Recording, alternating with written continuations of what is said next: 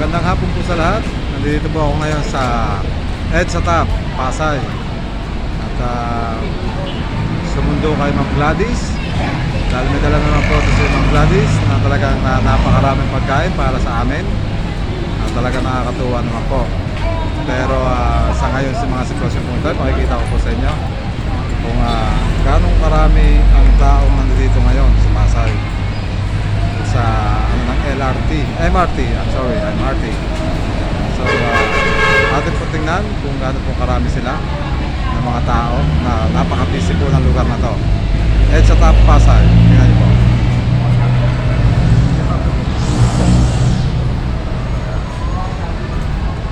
Maraming tao po dito.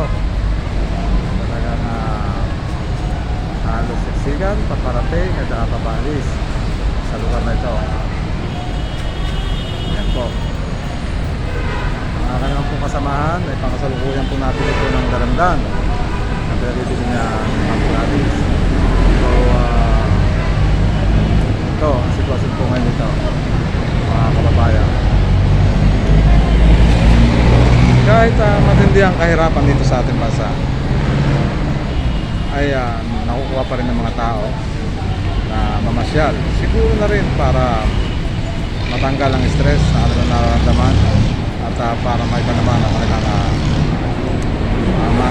ambience or environment na kanilang makita. Sa ganon, hindi nila maisip ang nangyayari patungkol sa ating bansa. So hanggang dito na lang mga minamahal kong kapatid, mga kasamahan. Isa pong magandang hapon at magpalang araw sa inyo lahat.